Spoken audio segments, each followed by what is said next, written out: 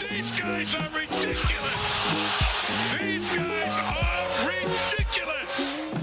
Now, how about them damn Celtics? And we are back with another episode of How About Them Celtics. Sam and I are here recording Friday, April 19th, after the Heat just beat the Bulls in the play. And we'll get into all that. Don't you worry about it, because the Celtics are playing the Heat in the playoffs for the fourth time in 5 years. Again, we'll chat about that in a moment. But a reminder, as always, at the start to leave a like on the video if you're watching on YouTube. Subscribe to How About Them Celtics on YouTube as well. If you're listening on audio platforms, leave us a 5-star rating there and follow us. We'd appreciate that very, very much. And if you listen on Apple Podcasts, leave us a review. It helps grow the audio part of the pod. So thank you very much. And use code CLNS on Prize Picks for up to $100 deposit matching when you create your account.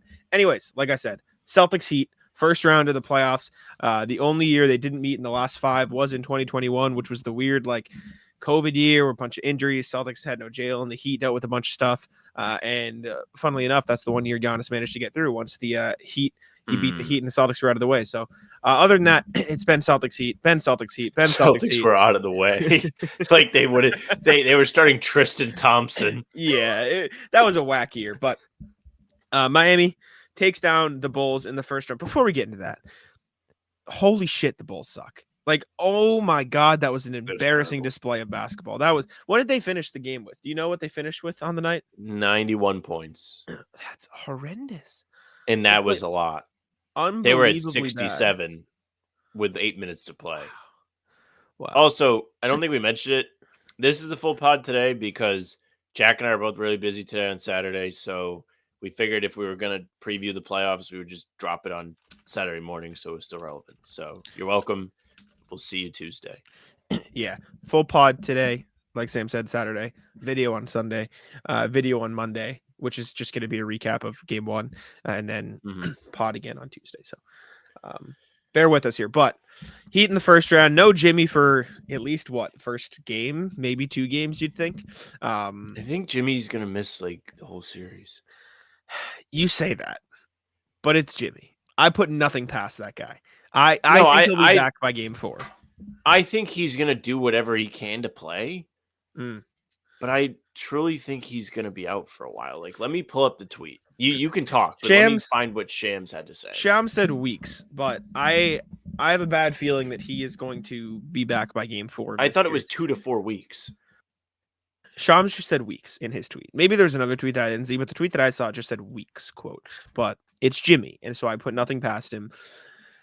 I just have a bad feeling that he's going to pull some bullshit. But we'll see. Who led them in this Bulls game? I don't even know. The Heat looked terrible in the game against the Sixers, and they lost. And I don't think they looked pretty. Yeah, they looked all right. Hero had 24, 10, and 9. Hawkins had 21, but I didn't watch this game and say, wow, the Heat are world beaters. I watched this game and said, wow, the Bulls are horrendous. And this isn't to say that I think the Heat have no chance against the Celtics, but I've maintained this stance from before the play-in started. The Celtics should feel good about no matter who they get at the play-in tournament. I know you were most worried about Philly, and especially now that Jimmy Butler is going to miss at least a game or 2, and like you said, likely more. That's just me being whatever you want to call it.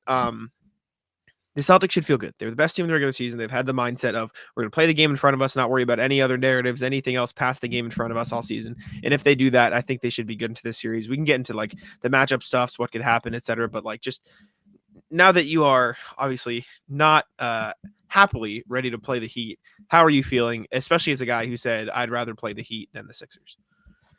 Oh, I mean, I stand by it. I would rather play the Heat than the Sixers, especially with Jimmy. I did a quick Google. University of Miami, oddly enough, is the first result. MCL sprain, anywhere from 3 to 12 plus weeks. If you have a grade 1 MCL sprain, you could fully recover it within as little as 3 weeks. If you have grade 2 or 3, you can expect 4 plus weeks. So if he comes back in 2 weeks, he's going to be in some pain. Doesn't mean he's not going to fight because he had the ankle thing last year and he fought through it. But I think it's going to be a while in this series before he comes back. And I mean, I'm going to say it. If the Celtics can take care of business early in this series, there may be less motivation for him to come back. If you just come out and win the first 3 games. It's Jimmy, though. I don't know if that's... It's Jimmy, but at the same time, it's also hey, this guy, is it really worth pushing him through an MCL sprain to go out there and try and win a game or two? I Maybe, put maybe it is. It wouldn't. I wouldn't put it past the Heat, but I put nothing past Jimmy Butler. logistically, I think this. If I had to be honest with you, the Jimmy Butler thing to me is going to become Ben Simmons, not in the mentality way, but in the watch out, maybe next game. Oh, watch Maybe. out, maybe next game. And it's just going to eventually, if the Celtics take care of business, amount to nothing. He could come back if the series goes a while. The TV scheduling has done everything it possibly fucking could to give all the recovery time with these Yeah. dumbass 3-day gaps in between games 1, 2, and 3. But as far as the Heat go, we watched two playing games of them. They didn't look fantastic. They had spurts where they looked like they were causing absolute chaos, turned the Sixers over 10 times in the first half. Chicago looked atrocious today. Whether you want to credit Miami for both of those teams melting for stages of the game, or you want to attribute it to the other teams being ass, that's up to you. But the fact of the matter is, 4 stretches of both playing games, Miami's defense made other teams look like preschoolers. Could that happen to the Celtics? It could. For what it's worth, the Celtics are 3-0 against Miami this year. They beat the brakes off them down in Miami, and then they won a pair of close games against them as well. I'm not looking forward to Porzingis playing on that Heat floor where he has gotten hurt twice.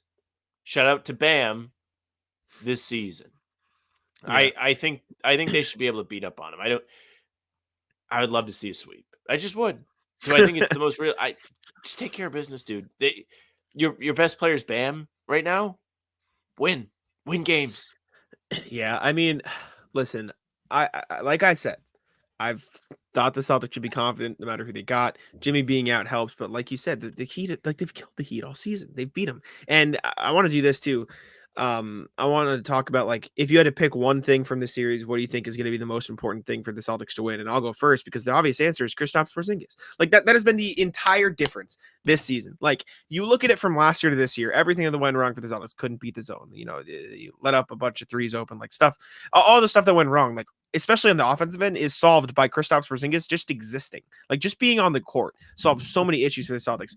Miami Heat goes in zone, stick him in the middle of the floor, let him play there. And I know you made the point of, like, if Embiid couldn't, like, break it and be in the middle of the floor and catch the ball, then how is Porzingis gonna?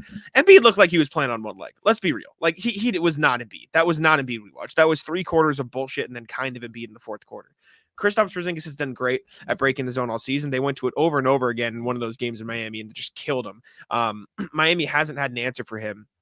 And then you add in the fact of Drew Holiday's there to guard a Tyler Hero or guard somebody on the team. They've got, I mean, they could stick Drew Holiday on Bam if they wanted to. Like, I just think the Celtics match up so well against this Heat team, especially this Heat team that, with all due respect, and obviously I'm aware of what went down in the Eastern Conference Finals last year. They started Tyler Hero, Caleb Martin, Bam, Jovic, and Jaime Jaquez last year. And I know you made the point of, like, Caleb Martin outplayed Jalen in the playoffs last year, so beware. But, like, on paper, with the Celtics have how they have played this year and how they've played the Heat this year, like you said, they should wax this team. And it starts with Porzingis for me. So I'm curious if you have a equivalent to my Porzingis for this series, or if it's just also Porzingis. Well, I think Porzingis is very important, and I think he's a difference maker. He's proven to be a difference maker for the Celtics all season. So that's an accurate point. I would like to see Jaylen Brown behave like Jaylen Brown in this series. If he behaves like Jaylen Brown last year, they probably win. He was pretty good against them in 2022, so it really helped that he showed up, balled out, and then they got to the finals. If he shows up, balls out in Game 7 last year, probably get to the finals. This year, time to show up, buddy. You have all the help in the world. The starting 5 is as good as it's ever been. You have all the offensive options. This team should be good enough to where they cannot overcommit help like they did to Embiid on Wednesday, and they should actually have to be honest and guard their guys. So having everybody kind of just take care of their own little thing is going to be so important in this series. Sorry. And Porzingis is one of those guys, but Jalen is too. Tatum needs to be disciplined, I think, in his decision-making. Not to say in the playoffs he hasn't. He's usually very good in the playoffs. And I would like to see both Derek White and Holiday knock down their threes. Derek White has been a little bit stagnant as of late. Not the end of the world, but these guys, it's up and down. It is what it is. It's the season. Big key for me: win your home games. Sounds easy Yeah. with home court advantage, but last year you just didn't win home games. Mhm. 5-6 at home last year in the playoffs. Not good. Not good enough. Gotta I win. think Especially in this series. Gotta punch them in the mouth on Sunday. that's what I was literally just gonna say. That I think the most important thing in the series is win Sunday. Just win the first game, not only for the sake of them starting out on a good note against Miami, but also just like if they come out on Sunday and just smash them, the tension in Boston just just eases up a little bit. You know what I'm saying? Like everyone just calms down, everyone sees what's happened, and like I'm not saying like win by 50, but like maybe 30, maybe win by 30 win by points 50. What was their average margin of victory against the Heat this season? It was probably like double digits, just because they killed him that one time. They beat them. Let's see. They beat them by 8 on opening night, or excuse me, home opener, I should say. They beat them by 33 in Miami on the 25th, and they beat them by 4 in Miami on the 11th. But I think there was some weird injury and like some stuff that was in that game that was awkward. But Porzingis got hurt, Rozier got hurt, and Richardson got hurt. Yes, that was that game. Just kill him, man. Just come out and beat the brakes off him. I'm still thinking. First, the floor has been posting it all day, all week. That first home opener, just Derek White blocking the shit out of Jimmy 3 times. Like, imagine that, but in the playoffs, TD Garden. Just win the first. I would like to not see that, actually. Oh, you're right. Blocking somebody. You're right. Blocking somebody. Just win the first game. Win the first game. Win all the games, but win the first. Win all the games. Start there, though. Start there. Let's start like the Celtics. We'll start with one. We'll go to the next. We'll go to the next. We'll go to the next. Start there. Another thing for me is I low-key think this could be a big Pritchard Hauser series. Not in the sense of give them 30 minutes, but in the sense of if they hit their shots, like if the Celtics are hitting their threes, they win a lot of basketball games, and it starts low-key with those guys off the bench. Like if those guys come in and can give them a spark late in the first quarter, early in the second quarter, and sort of give them that little boost, the Celtics becomes just so much harder to guard. Not only like Pritchard handling the ball, I don't think will happen as much in the playoffs, even though it probably could. But Hauser, his ability to space the floor is going to put so much pressure on a Miami Heat defense that is trying desperately to keep up with like 4 on-ball creators. Like if he can hit his shots, which he has for most of the season, he's gone through some slumps here and there, but like he's been an amazing shooter this year. I think that's going to be a game changer. So I'm looking to Hauser. Obviously, we're going to talk about Hauser in a video we're dropping on Monday, so we won't go like into that side of the Celtic Heat thing. You're right, Sunday, but I don't know, man. I have a gut feeling that this could be a big Hauser series. Like I think he could play a huge role in how they manage to knock on wood beat the Heat. Well, the bill on role players is they play better at home. So the Celtics will have more home games than Miami. Hopefully, both Pritchard and Hauser, and even Luke Cornett, if he's going to have time, will step up in road games too. They've been rock solid all season. Peyton Pritchard has been fantastic anytime they really give him an opportunity to be. And Sam Hauser was red hot really before he hurt his ankle, or really anytime he doesn't start. So that's one thing I'd say. If someone, knock on wood, does get hurt, don't start Hauser. Key to the series, never start him. Maybe that'll be a keys to 18 for Celtics blog, is just never start Sam Hauser. He sucks when he starts. If you want to win a title, no matter what, do not start him. Start me over Sam Hauser. Even if I play for 5 seconds. That'd be a funny meme article. That would be a good one. I'm trying to think what else is there to talk about this series. I feel like we should be going more in detail, but like I feel like it just is Bam gonna hurt somebody? No. I think it genuinely just comes down to focus on yourself. Don't think about the series. Don't think about the Heat. Don't think about anything. Don't think about a title yet. Think about winning game 1. We want Boston chance. Just think about fuck that we want Boston chance. That's the other thing. We want Boston chance. Do these guys not know what happened to the Nets? Did they not hear what Brooklyn? I literally have a tweet right here. Nets, we want Boston, got swept. Sixers, we want Boston, lost in 7. Hawks this year, we want Boston, missed the playoffs. Heat, were they chanting that in Atlanta this year? Yeah, it must have been after like they did the double on the Celtics back in March. Oh God, losers, man. That's sad. Sometimes you gotta try and swing. You gotta try and bite off a little bit more than you can chew. You break your jaw. I guess so. Prize Picks is America's #1 fantasy sports app with more than 3 million members. It is the easiest and most exciting way to get in on the action while you watch your favorite sports and players. You just pick more or less on 2 or more player stats and watch all the winnings roll in. You can now win up to 100 times your money on Prize Picks with as little as 4 correct picks. You can turn $10 into $1,000 with basketball, hockey, college basketball entries today on Prize Picks, America's #1 fantasy sports app. One of our favorite picks here at the How About Them Celtics podcast is the Drew Holiday blocks. It's usually 0.5. He just needs more than 0.5 blocks. That means 1 Drew Holiday block. And that pick is in the bag. Prize Picks is really simple to play. I can make my picks and submit my entry in less than 60 seconds. Download the app today and use code CLNS for a first deposit match up to $100. Again, download the app today and use code CLNS for a first deposit match up to $100. Pick more, pick less. It's that easy. I guess so. Yeah, man. Just win game 1. That's what you got to focus on. Focus on what's right in front of you, like Mazzulla says.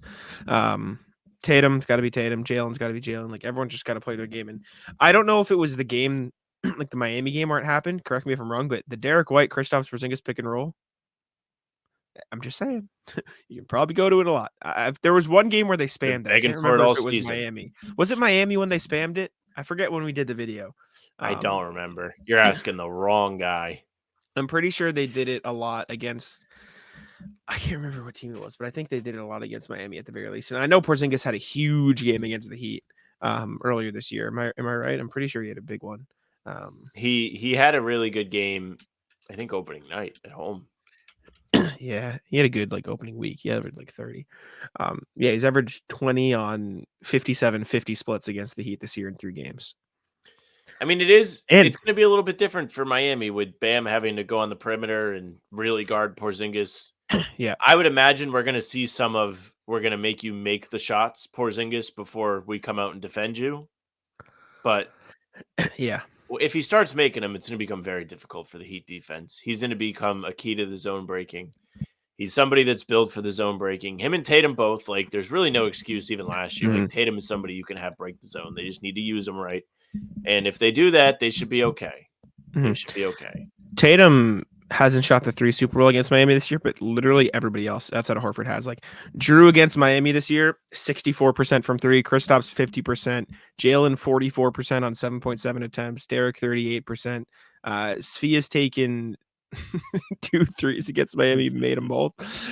Pritchard shooting 57%, and Hauser's playing shooting 57%. So I think 3-point shooting is a big part of the series. Obviously, you have to find ways to win without it. But listen, man, if you can space this Heat defense and get your shooters open shots, you'll be living good, I think. And obviously, they're going to throw the zone at you. But if they throw the zone at you, Porzingis in the middle of the floor.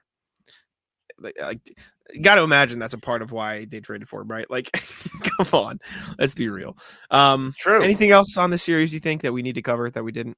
If Caleb Martin has a remarkable series again, I don't know what I'm going to do. After watching him take jump shots against the Bulls today, I have no idea how the fuck he lit the Celtics up last year.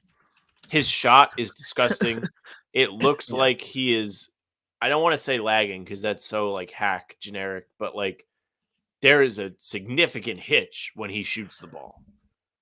It's almost like he has you get a chill and you go, ooh, that. He shot 41% from 3 in 21-22, so the year before he killed the Celtics. Last year, the year he killed the Celtics, he shot 35.6% in the regular season. This year he shot 34.9% in the regular season. So we'll see what happens. Get ready, buddy. Get ready to see some threes. I'm going to be more annoyed if Kevin Love kills him, because Kevin Love has actually had a pretty good 2 play-in games. And if Kevin Love is what does it, battle the old guys, Horford. You got to step up. You got to beat his ass. Come on. Need to try to Kelly Olynyk. Bring him back. Sorry, just have him sit there. Just have him sit courtside and look at him. Bring it, him, Tice. Bring all the fellas there. No, just Olynyk, and just be just have him ask how his shoulder is. Torture him. Hey, remember me? Oh, man. All right. Next thing we got. Joe Mazzulla did Pardon My Take today. I didn't get a chance to listen to the full thing. I know you did. So would you like to run me through some of the bullet points and we can discuss? Joe Mazzulla was fantastic on Pardon My Take today. He is a tremendous personality, and Big Cat and PFT did a great job of dragging him out of whatever try to shell that he tries to put up when he talks to the press, even though he kind of has fun with all of you and me, I guess. But they did a tremendous job of getting him to open up. Right off the bat, they're just like, so the town, what do you think? And he explains like the origin of that. So when Mazzulla was an assistant coach, he used to have to go home after games and do work from like 11 p.m. to 1 a.m. And he would rotate movies. It was The Town, Whiplash with J.K. Simmons, shout out J. Jonah Jameson, and The Dark Knight. And he would use the movies to kind of like keep him engaged and not tired and stuff like that. So he ended up watching them multiple times a week, and The Town kind of stuck. It became one of his favorites. And they did a lot of great stuff on The Town. Then they did some discussion on his mentality, which was psychotic. He goes in and he talks about the way he tries to win the moment, but like with everything, not just basketball. Like the way he looks at real life is how you should want your basketball coach looking at basketball at all times, except he's like, yeah, I'll never go through a revolving door because I don't want to get stuck. And if I get stuck, I'm like a sitting duck. Is that a real quote? Yes. He literally said, I did it for Inside the Celtics. If you go pull it up, it's like, I don't use revolving doors. That is something he talked about. He also says he does not sit with his back to the door at restaurants. With respect, I don't do that. I don't like to do that either. I like to face the door. And he even went as far to be like, when I watch cartoons with my kids, I'm like, what can we get out of this? What can we learn?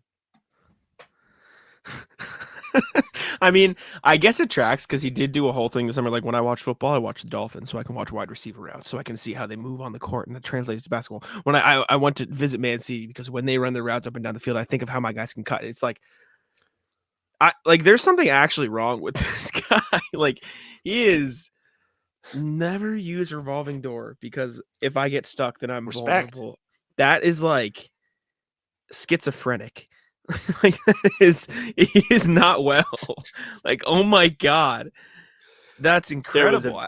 There was a bit when he talks about when he and his wife bought their house, he was afraid that he was afraid that having the house would make him forget like what he came from, like the hardships. Like he would become soft now that he owns a house, so he wouldn't like let the wife enjoy that they lived in the house. He was like, no, we can't let this change us or whatever. And then my favorite part of the whole interview was Joe Mazzulla talking about this thing his dad used to do with him. I think he called it the Alpha Challenge or something. And they were like driving down the street.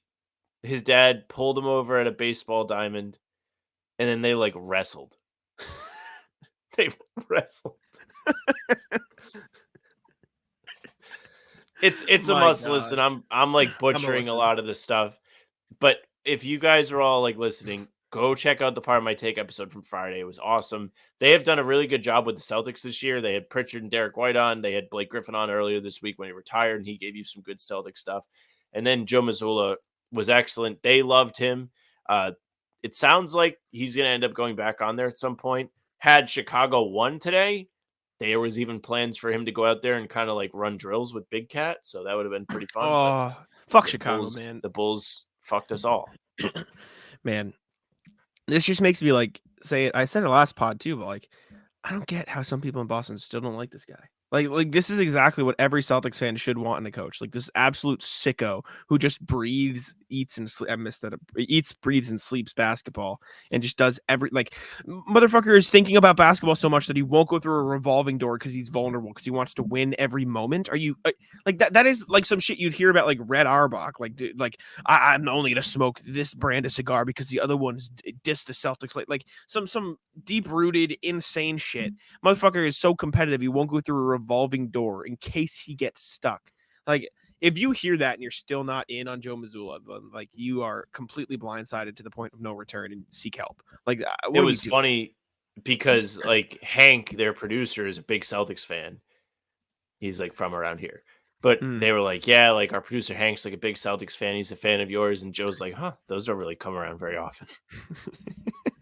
I love that he commits to the bit. I love that he's like in on like fucking around. Yeah, and, he's like everybody hates me. Yeah, man. I don't, like I said, I don't get how you can dislike Joe. He's what a guy. Shout out Joe. Okay. Time to check in with the email. We do have a lot of emails, so Hell yes, let's get thank through them all. you. Before we do, what's poppin' time? Let's go to the wheel with a few entries today. Here we go. Let me share the screen. Go to the wheel. Pull it And up. get cooking here. Okay, 3 entries. A couple from the CLNS Media channel. If you're over there, subscribe here. We'd appreciate it very much. We've got Jacob, Yona, and Michael Helly who commented in an email. Spin the wheel. Let's see who's getting some popcorn. It's gonna suck if it's Michael and he already won. Not gonna be. Well, congratulations. Jacob, send us an email at hbtcpod@gmail.com with your name and phone number, and we'll get you hooked up with a $10 gift card to Incognito. Again, hbtcpod@gmail.com with your name and phone number. Appreciate you very much. All right, let's go to the email here. We have 7 today from a bunch of yes. eager people. Some from RJ, some from Keith, and some from Michael. Let's get cooking. Okay, first one from RJ. Keith just sent us an email. No. First one from Keith. Jason Tatum and Grant Hill got a lot in common. They both went to Duke. They both was the 3rd pick in the NBA draft. Jason and Grant mothers are lawyers, and both fathers played professional sports. Jason's father played basketball overseas. Grant's played football in the NFL. Reincarnation. Have you ever seen them in the same room? Actually, we literally did. Yes. Yeah. Tatum actually answered the door for Grant Hill. You're right. My bad. Delete your account. Yeah. Interesting. Yeah. A lot of similarities. Excuse me. RJ says, what's poppin'? The future's so bright, I gotta wear shades. Morning, guys. First off, I got to give a shout out to Noah for her excellent article on the gambling suspension. Jack, thank you for hyping it on Twitter. That was a good. You guys should read. I shared it too. It's on Celtics Blog. Well, next, I'm going to repeat what I said to the First of the Floor Discord server as a way of reasserting Celtics fandom. Every year, the playoff run is different. Somebody gets hot out of nowhere. Somebody can't throw the ball in the ocean. Someone gets injured. As much as C's fandom wants to harp about losing Game 7 to the Heat last year, consider that our then rookie head coach took an injured team that went down 0-3 to a very experienced staff and brought them back to that Game 7.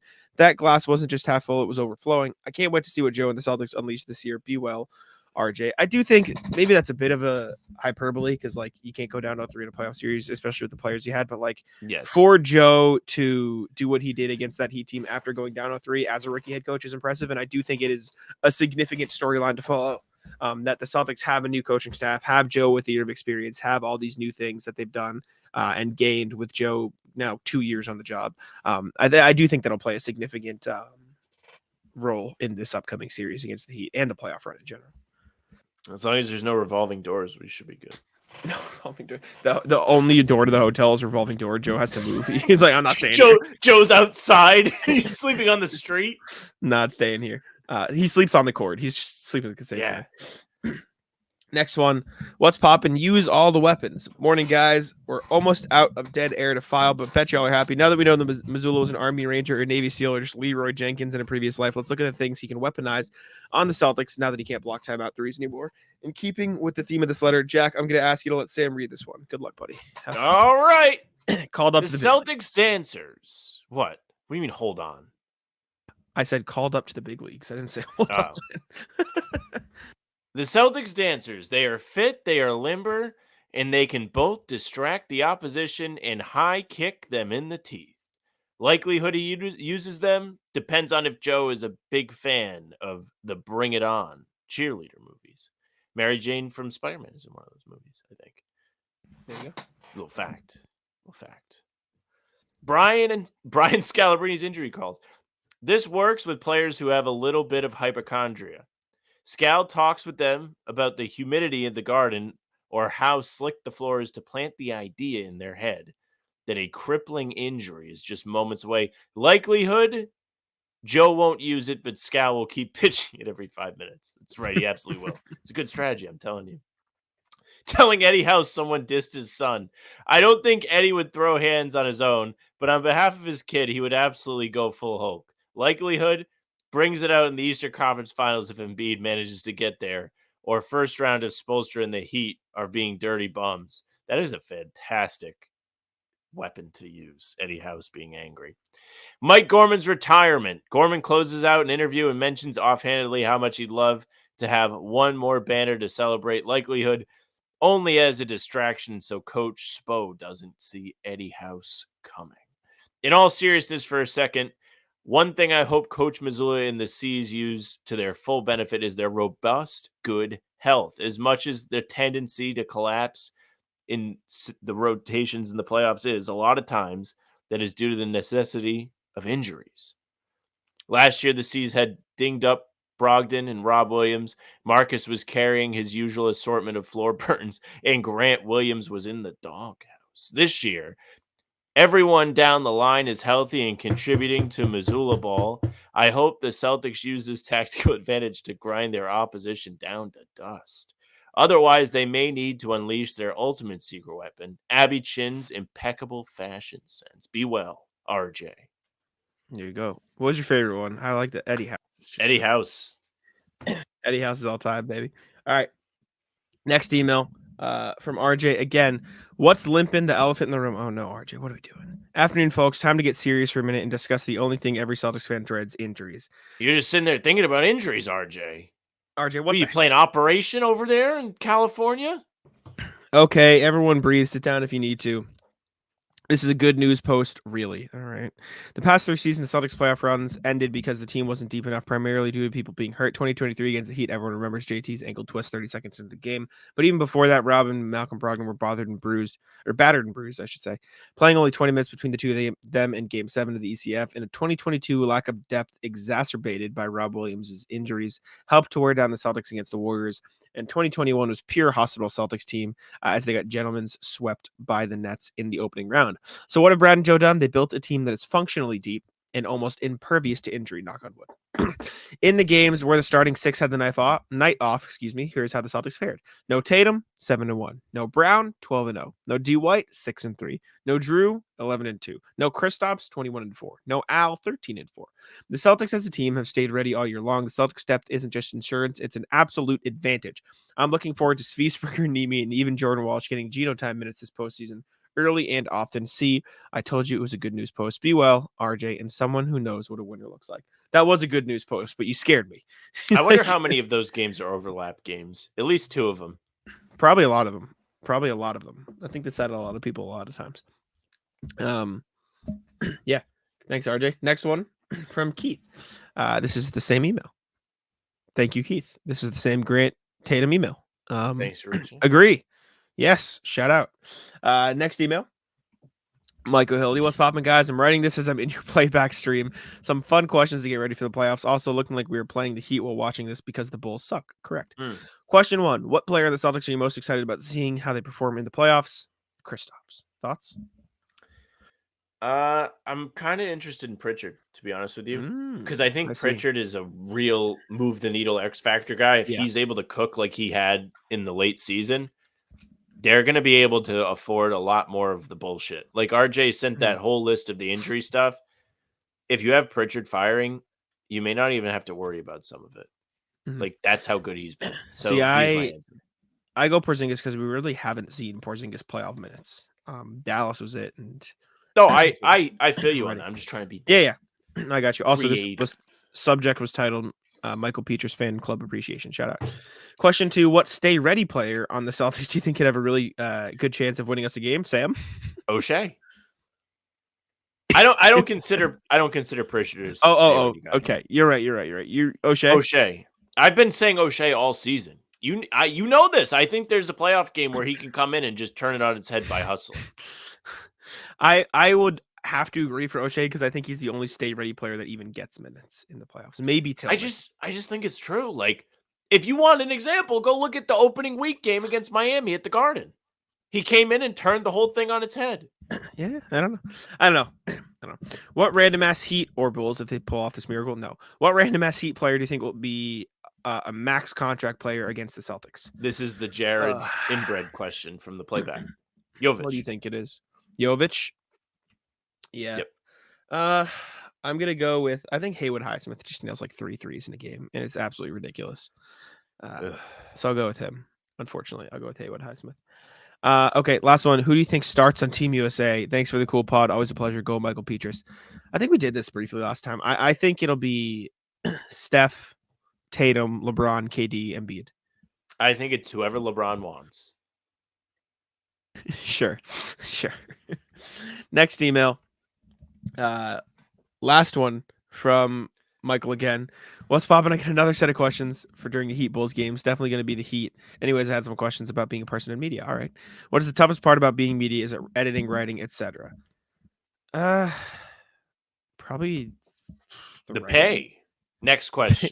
Yeah, finding a real job. Finding a real job is the answer. What is your favorite interview you've ever given and why? Ooh, that is a good question. Of like the people on the Celtics, Luke Cornett is the best interview by a landslide. He's just awesome. Like he's just a good person, gives great answers. Like he's super funny. He rocks. In general, for the Derek White story, I interviewed his friend. This is very random because it's just like a random person I interviewed, but he played with Derek in D2, I think, and he was the one who gave me the Oreo story. Who like came over and like, yes. oh, he needs an Oreo. His name was, I want to get the first name right just so I don't like butcher it, but his name is Reese Elliott. Was just awesome. Like it's just a random guy, but like I interviewed from the Derek White story and he was super open, super honest, and gave me a bunch of really good answers. So shout out him.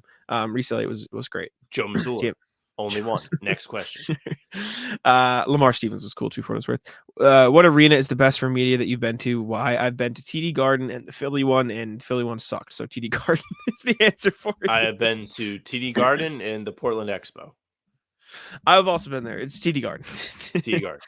Also, congrats. Not to say the Portland Expo is not welcoming. Shout out to Evans. Portland was great. Shout out. Guy. Also, congrats on winning your CLNS award. Well deserved. Michael Petras. Hey, thank you. Shout out. Thank you.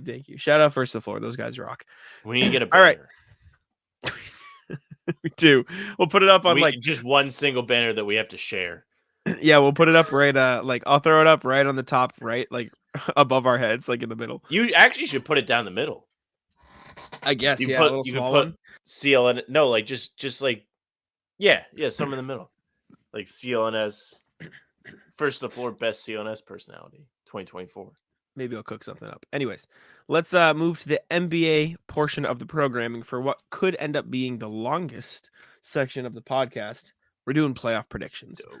Should have done this beforehand, but I bet you money there is a website where we can just like click through. Let me check NBA playoff predictor. I bet there's a website we can find that we can do this. Yeah.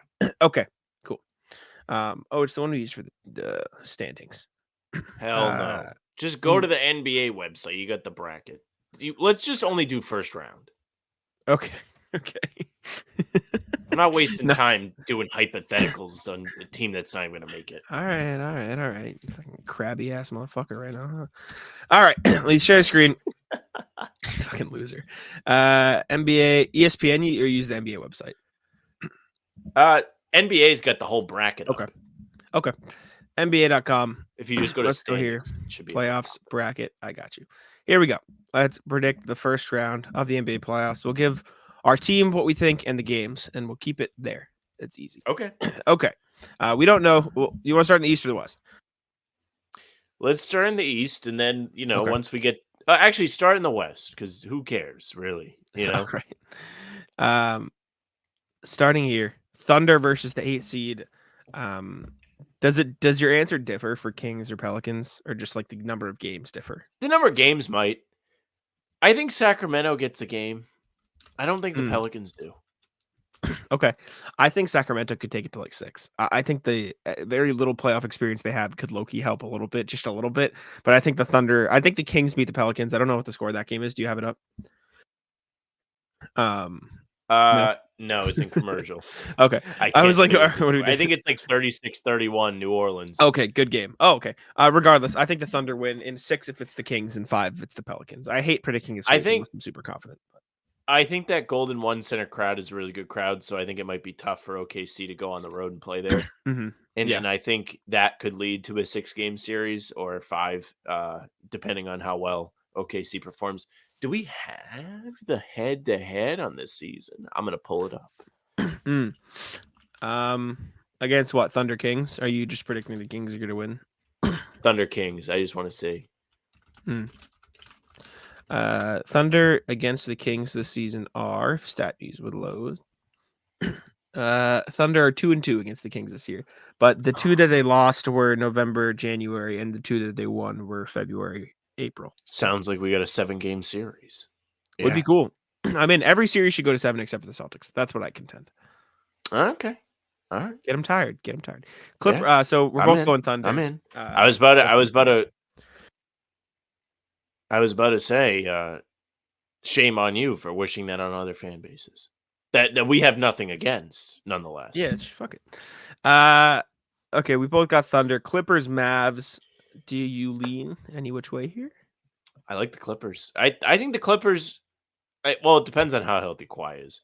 I know we heard about his knee not being the greatest heading into the playoffs. I think he's missed 8 straight games before Game 1. Something like that. Yeah. Do we know what his status is for Game 1? Well, I looked that up. You go ahead. I like the Mavs. I think they were rolling to end the season. I think they're good, and I think Luka Doncic. This is going to be a big prove it playoffs for him. I think they beat him in 6. I think they'll take care of business at home in Game 6 and close out the Clips, who kind of Kawhi. Cautious optimism for Game 1. I like the Clippers, man. They have a decent team. They have a versatile crew of defenders that they can throw around. If Kawhi's able to move, he could be somebody that plays Luka. Paul George is someone that can play Luka. They have a versatile offense with Harden being there, and again, those other two guys being quality too. They have a lot of star power, and they play both ends of the ball. And they were really good for stretches of this season. I don't know. I feel like I can believe in them. I think it will go 7. I think it's going to be a monster of a series. I'm hyped. Yeah, I'm excited. I think the Clippers will win, though. I think the Clippers can get out of the West. I'm not as in the Clippers, but I got Mavs. Anyways, Timberwolves Suns 3-6. I heard a lot of people say I think this is a Suns series. I don't believe in the Suns, man. Trendy pick. I just don't. I think Timberwolves win in 7. I think maybe it goes 7, but I think the Timberwolves are going to get out of the series. I think they win regardless of their inexperience. It feels like the Timberwolves are due for a playoff series win. Now They should be. For those wondering that may not know, Towns did come back, so he will be playing for them in this series. Mm-hmm. There is the wrinkles to this where Minnesota lost to Phoenix on the final day when both teams had something to play for at home. So if you want to put weight into that, you can. I think it's going to be another slugfest of a series. It'll probably go 6 or 7, and I think Minnesota will win. I think Anthony Edwards will have a nice stage to show off on playing against Kevin Durant. I just don't think Phoenix is deep enough to really have a good playoff run. I like the top. I like Durant. He's my guy. Booker and Beal are solid. Booker more than Beal, but they have nobody else. Nurkic is okay. I mean, Minnesota hasn't won a playoff series since 2004 when they went to the conference finals with KG. So I'm going Timberwolves. I believe in them a little bit more than the Suns, though. I think this is a very 50-50 series. Nuggets, Lakers. Nuggets are going to murder the Lakers. Nuggets in 4. Yeah, next. Lakers are cooked. Let's start at the top. Nuggets in 4 with a Mike Malone electric wrestling promo against the Lakers. I want to see them end them at crypto.com and just Mike Malone bye. I want to see him waving. Do you want to start with Celtics-Heat or leave it for last? Leave it for last. Even though we already talked we'll about go Cavs Magic. I think Magic in 7. I know you've been against that pick because it would mean a road win, but I've got Magic in 7. Magic in 7. I think the Magic won this series. Paolo and the boys are going to break up the boys in Cleveland. Mm-hmm. Donovan Mitchell's going to request a trade. I'm standing on the hill. Maybe Cleveland wins this series, and if they win it, it's going to be a quick one. The longer it goes, maybe aside from a Game 7, the more it benefits Orlando. I don't believe in Cleveland punching back. I just don't. I think they are fragile. They are ready to break. The Donovan Mitchell wanting out thing doesn't bode well for any kind of adversity in the playoffs. Mm-hmm. Yeah, I like the Magic in this, regardless of the inexperience. The Cavs don't impress me. They don't move me at all. Bucks Pacers. It might just sound trendy, but I think the Pacers might get the Bucks. I think the Bucks are ready to die. I think they're ready to go. I don't know. It's odd that this is a pick'em. If you go on a sports book, this is a pick'em. I Well, think it's probably the 'cause Pacers actually are favored. Giannis is going to be out the first at least game, and so I think that's definitely a huge impact. And I think the Pacers will win game 1 because of that.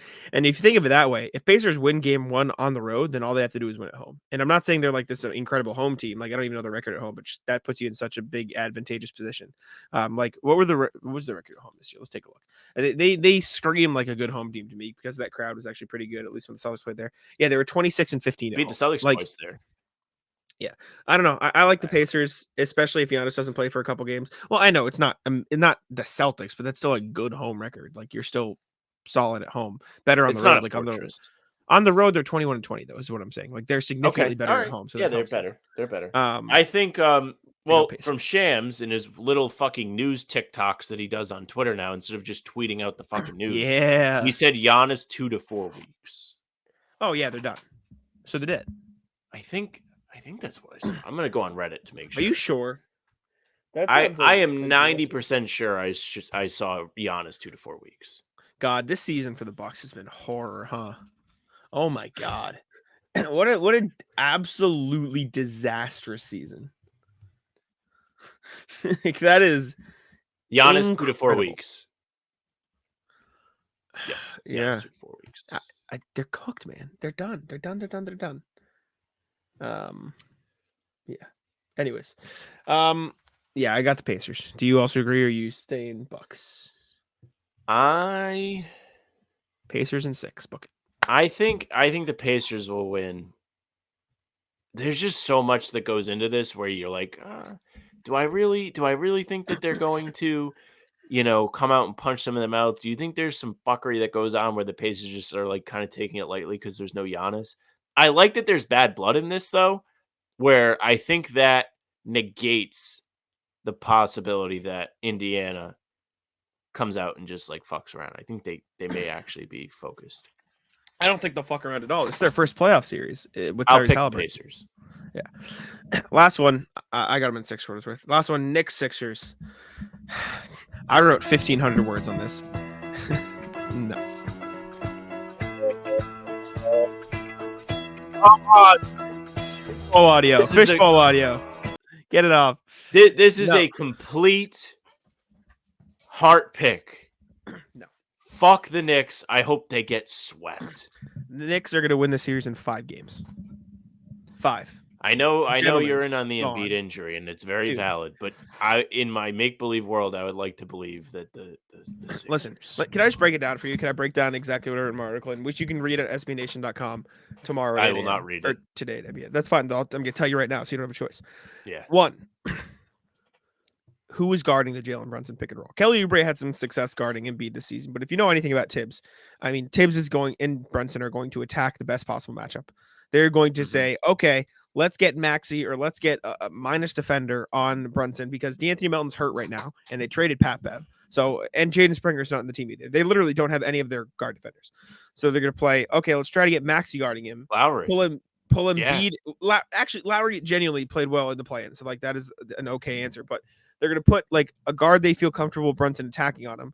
Bring Hartenstein or whoever Embiid is hiding on to screen, and then they're going to have Embiid in space, and Embiid's on one leg right now. Like you're done. Like you can't guard Brunson in space to pick and roll. That's going to be the best, play of the series. Just having him run pick and roll, spam.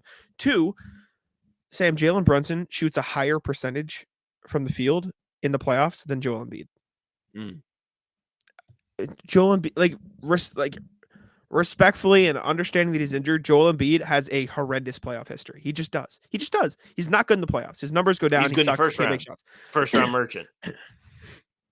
If there was any round, this is the Embiid round. Like except when he has to play a good team. They should name the first round after Joel Embiid. Except when he has to play a good team. I think Brunson is ready to outshine Embiid. And the real thing for me, you watched the Heat Sixers play in game with me, correct? I sure did. Joel Embiid got pushed around by Kevin Love. He got pushed around by Kevin Love. Yes or no? He did. Objectively. Kevin Love is 6'8" and 215 pounds.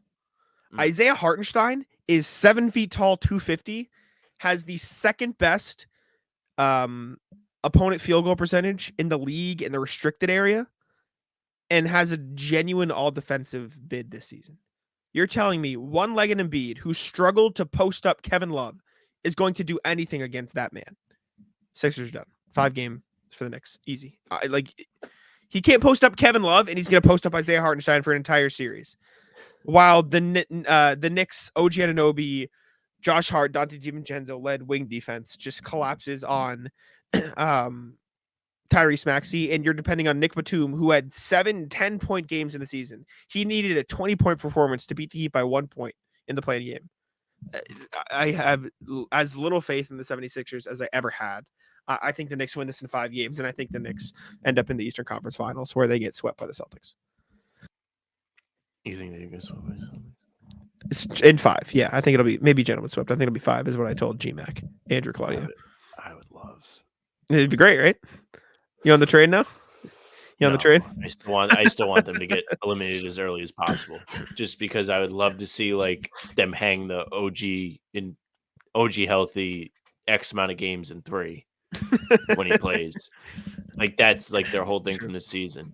I mean, listen, I don't think that your stance is outrageous, but I'm gonna enjoy this fantasy until I see game 1. And if game 1 doesn't go well, I'll be like, they're getting swept. Yeah, I'm with you there. All right, let's go to our other NBA stuff here. Speaking of Philly, Tobias Harris. Oh yeah, sorry. Yeah, Celtics and I'm going. I think 5. I think they close it out at home. And before you say, "Oh no, a loss," Mike Corbin final home game at the Garden, game 5, easy. No, I know. I see the vision. Don't lose, please. Thank you. All right, don't lose. All right, let's go to the NBA section. Tobias Harris. Speaking of Philly. It's cooked, pretty much. Everything is pointing towards that relationship sucks. Is he cooked or is he looking to win titles?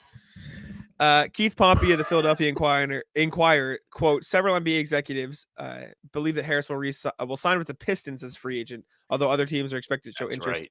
Pompey also noted that the 31-year-old's time with the 76ers is, quote, expected to be over following this playoff run. I don't get our Pistons are back. I understand that he's developed this terrible reputation because he's overpaid, but Tobias Harris is a good NBA player. He just needs to be on a correct contract and he'll be fine. And shout out the Pistons. I actually think he'd be an okay fit there. Like, I'm in. Our Pistons are going to be back playing next year. Yeah. Well, wait till they get Toby on their team. Until Bonnie Williams benches him. he'll shoot air balls for them instead of Philly. Yeah. We'll be back. Wait till the draft comes. First pick. When's the lottery? When is NBA draft lottery? That is a good question. It's the conference finals. It's like May 12th or something. May 12th. May 12th. Yeah, we're a little less than a month away. 3 weeks away. For our Pistons. This is like the worst year ever, like for the Pistons. Just nobody good in the draft. They had the well, they're gonna fall down to 5 again. Year. Yeah. Just our Pistons are gonna get Tobias Harris though, and then they'll be good. Yeah. Tobias Harris was really good when he was on his own team. Like that's why he got this contract. That's what I'm saying. Yeah. I'm in. I like Toby. I wish the Pistons had a song. I would put it in the thing. He's better than Kelly Oubre. All right, next thing. Trae Young, despite all the trade rumors, likes Atlanta. He wants to stay in Atlanta. He said, quote, I want to be here. I want to be here, but I want to win too. That's pretty much all it is for me. He made it through. Just his quote. Do we think he is in Atlanta by this time by the start of next season? Goodbye. He's gone. Spurs. San Antonio? Spurs? Yeah. I just think Atlanta's better off with DeJounte. I think he's a more he's just like less of a weakness. You know what I mean? He's like less of a bittersweet guy. He has some defensive ability.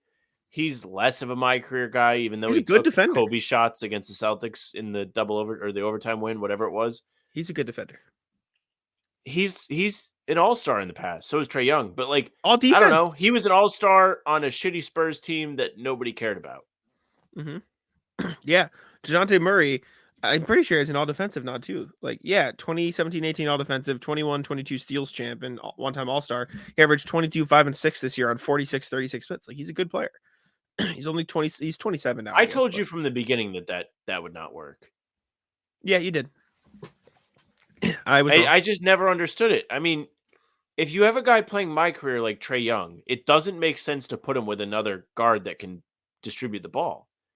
I do get it though, because you got to get somebody to help Trae Young, and that was you have to get some help. Yeah, I think Wemby will be a good match because at least if he plays my career, he can run pick and roll. Unless he goes to the Lakers, Sam. Didn't you see they're the odds-on favorites to get him? I did. I tweeted Lake I know. season is here early. I know. I Yeah. know. I think that'd be a terrible fit for what it's worth. I don't think that's good at all. Anyways, next thing. Dame is, quote, happy Yes. in Milwaukee. Few months after he said there's nothing to fucking do here. Dame Just is sitting there watching boxing videos. pleased.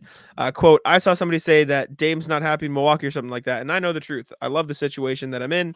I also know that what I have going on outside of basketball is kind of drains me sometimes. So are you happy? I That's guess why I it's put it just in like quotes. I guess it's just the stuff away from the court. Because I think he's going through a Sitting there divorce watching right now. boxing.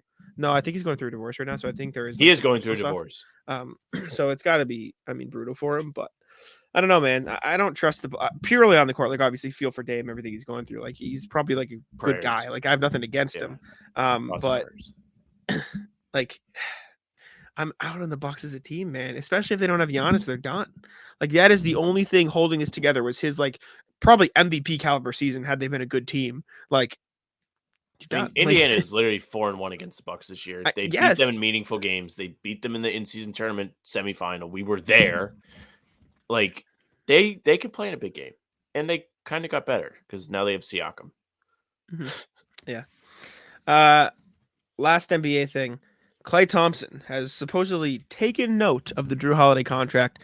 This is from ESPN Zach Lowe. On the latest edition of the Lowe Post, he said that Thompson and the Warriors, quote, took note of Holiday's 4-year, $135 million extension mark that he signed with the Celtics. I just imagine Klay getting the Woj notification. He just goes, Well, it's Klay and the Warriors took note. Like, listen, man. Yeah, like it's like Klay just happened to be like, so Mike Dunleavy called him into his office to be like, we don't think you're performing well. And then that came up on their phones and they were like, like Klay's was, and then Dunleavy was like, It was more of a pained. What did Klay average this season? I don't know. Are the averages? Are the averages that's bad? They're not as bad. Klay did have like a decent second half of the season, but he was hot ass for the first half, and he was ass in the play-in. He averaged 18, 3, and 2 on 43, 38.7 splits. It's the lowest. Actually, his return season, he shot 38.5 the year they did some fuck shit. It's the fewest points he's averaged since 13, 14 in 10 years. He did shoot a career high, or a league leading, I should say, 92.7% from the line, though. So there you go. He's got that stroke. He's got it on lock. Barstool can use him. Ironically enough, his 3-point percentage was down, yes, but his 2-point percentage was the best it's been since he's returned from injury, which is like weird. Yeah, I'm out on Klay. Ever since he cried when the Celtics fans were saying the F word, he can shut up. And then he swore like 2 weeks later. Yeah, I don't care. I don't think he's not getting 30 mil a season. There's no he's not. Unless it is a purely, we love you for staying here, respect, here's a contract, which I don't know if the Warriors are going to do anymore. But that is the only. It's going to be fire when it's Cade Cunningham, Tobias Harris, Klay, and whoever they pick. When I saw this tweet and I saw Klay Thompson and the Celtics and the same thing, I was like, what is happening? whoa, wait. I saw another thing that was like, Klay to the Mavs is something that's been floated, and everyone's like, imagine Luka passing to Klay. Like Stephen A. went on this whole rant. Imagine Luka passing to Klay, LeBron passing to Klay, and it's just like, brother, have you watched ball in 2 years? My man. Well, also, like, have you opened Spot Track? It's not great. Anyway, all right. Klay. Yeah. I had one more Klay thing. Is it the I was meme? gonna make fun of him. I don't remember what it was. It wasn't the Lenny meme? No, it's not the Lenny meme. Of Mice and Men is so funny, dude. Oh, man. All right. I get to tend the rabbits, right? Yeah, Klay, you can tend the rabbits. All right, let's get to the rat list here, Sam. Would you like to kick us off? Do you got anything? Yeah, rat list. That rat fuck Lake Show guy on Twitter. He stole my tweet. So at the end of February, I saw the video of a woman speeding around a car that is using a dash cam, cutting them off, and then slamming the brakes, and then being like, "Why did you hit me?" So I tweeted, "This is how Trae Young gets to the free throw line," and then I'm right now I'm so bad at responding to people. Like other than my girlfriend, like I don't text people back, Mhm. and I'm going through like all my texts at the end of the day before I go to bed, and I just see my tweet from somebody else. And who is it but the at Lake Show Yo guy, who I'm pretty sure is like notoriously a rat. Like I've seen Yeah. like shit about this person in the past. Completely robbed it. Might as well have just taken the words verbatim, used the same clip, and was like, "This, I got more likes than him. Don't worry about it." It was like, "This is how Trae Young gets the free throw line." How many likes I mean, did I you get guess on like that? if you're a Lakers fan, you know a little bit about stealing. Like your team steals everyone's players. You stole 5 championships from Minnesota. Like, Minnesota. yeah, Mhm. stole How a many bunch of likes? lottery picks. How many likes did you get on that tweet? 30,000. That's a heater. That's It was a heater. wow. Had to mute it. Had to mute the tweet. You Still ever to mute this day, tweets? it's muted. Yeah, it's That's muted. great. That's great. Well, how many like He might have impressions did you get? actually, you know, to his credit, he might have replied to me and been like, "Hey, can I steal this?" And I just I big timed him because I muted Was it. it how many impressions did I get? Like over a couple mil? I think it was 2 million. Whew. That's a heater. Love that. Yeah. Uh, Something I thought of just waiting to get coffee. He was like, "This is the greatest thing ever. I'm going to steal it." Ratless, this car that cut me off today. So I was coming back. So I had to go to the bank today to move money from my old account into a new one because it got like frauded on. I don't think fraud's a word. But I Yeah. keep saying it. You got frauded on. I did. But I got there, like I went there early. I ended up going back later in the day because when I went there early, the parking lot was just full. And I was like, okay, I'm not gonna sit here. There's a car sitting in the middle of the parking lot waiting to take a spot. I just had to go around. And I'm like, I'm just gonna leave. So I'm going out. I'm like annoyed that like I have to go back later because this was before talking season. I wouldn't have had time. Even though it went really quick later in the day, so I might have if it went broke right for me. But there's no parking. I'm going through a light. I'm sitting at a red light. It turns green. I go to speed through the intersection. Dude on the right side of the intersection goes through his red light and turns right in front of me. Just runs his red light. Doesn't stop at all. I'm like honking at him. And then like worst part is he not only runs the red light to turn right, he pulls into a parking lot 500 feet down the road. What are we doing?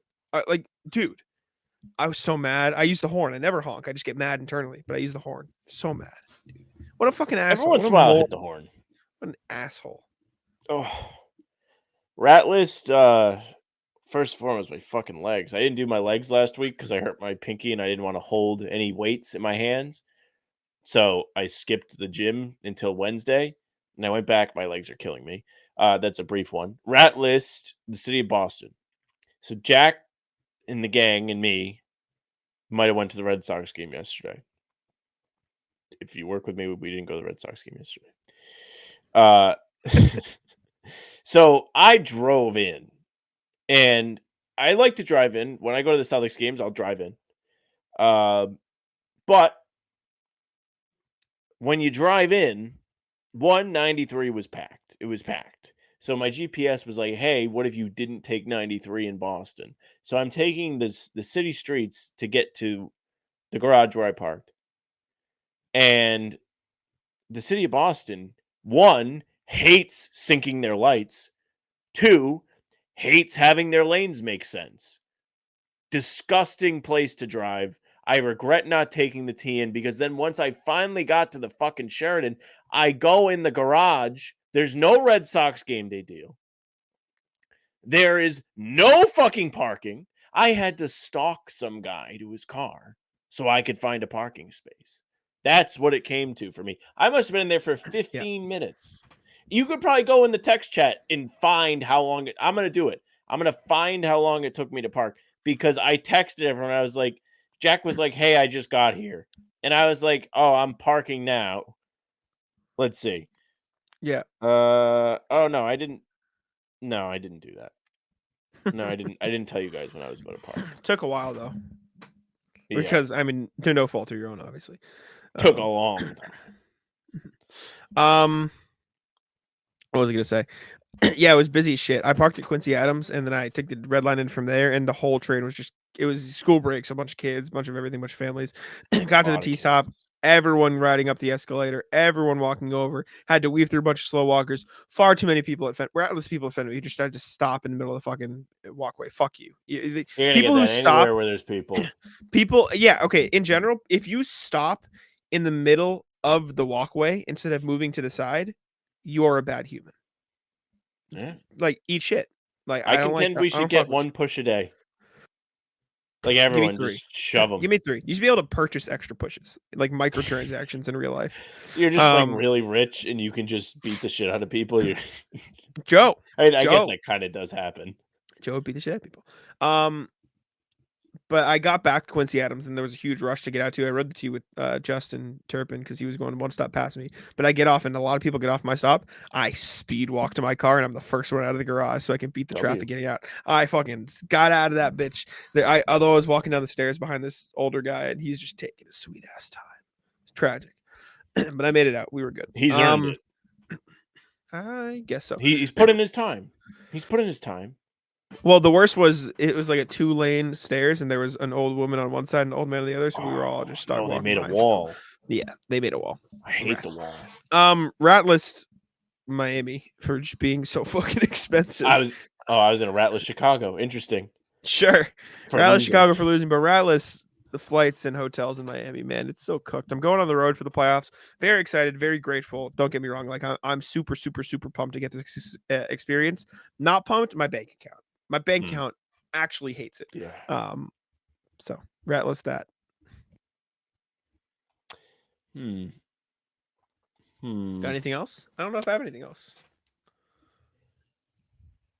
Ratless golf. Fuck you. Fuck you. End the pod. We're done. We're done. Fuck you. Sam Ratless stuff just because I like it. Fuck no, you. Ratless golf because I could be like doing anything else. But I'll have the day off tomorrow. You don't have to. No, it's part of the grind. We're in it. We're in it.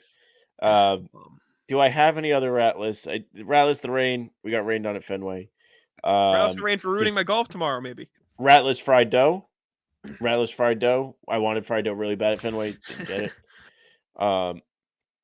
Ratless us for not robbing Fenway like Joe Mazzulla would have. Show PMT. It's true. Yeah. Ratless the Bulls. Embarrassment. They should get relegated. Disgusting performance. I despise them. Fair. Anti-Ratless me for using. I hope they never get off Zach LaVine's contract.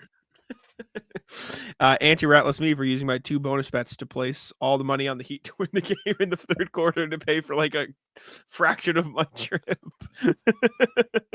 So what odds did you get? Bad odds. I bet a tiny bit on the money line to win terrible money just because I had a bonus bet, but I had $100 bonus bet because I made a stupid bet the other day, and so I put that on 8.5 spread. So I just like doubled it. So not bad. Not bad at all. Anyways, appreciate y'all for tuning in. Thank you very much. Make sure to leave a like on the video. Subscribe to How About Them Celtics. If you're listening on audio platforms, make sure to leave us a follow there and a review and 5 stars. We'd appreciate it very, very much. Use code CLNS on Prize Picks for up to $100 deposit matching, and I will let Sam wrap it up. Yeah, thank you very much for listening or watching. If you're watching, make sure you subscribe to our YouTube channel, hit the notification bell so you don't miss any of our daily content. We're coming at you with these pods typically on Sunday, Tuesday, and Thursdays. This one is on Saturday, like we mentioned, because we're going to preview the playoffs. Wouldn't make a whole lot of sense to preview it on Sunday morning, now would it, after first slate of games already happened. So we figured we drop this. We'll have a short video for tomorrow. And then we also have game recaps coming at you the morning after every single game. We have live streams for Talking C's Monday, Wednesday, and Friday mornings. We have Celtics of the Round Table around 6 p.m. on Tuesdays. We have pregame a half hour before. We are here. It is a fucking miracle that we have voices after all the talking we do. You can also find us on Spotify and Apple. If you follow us there, the pods and game recaps will be right in your feed. Leave a 5-star review. We'd appreciate it. Reach out to us via email, hbtcpod@gmail.com. That is the address. You saw the people do it today. Good performance from the viewers today. www. W. Big W. You can also find us on socials at How About Them C's, Twitter, Instagram, TikTok. Our Facebook is just the name of the podcast. You can find our streams there. You can find them on YouTube. And you can find them on Twitter. Jack's Twitter is at Jack's1NBA. Mine is at Samuel Friends NBA. And that is it for us. Bye.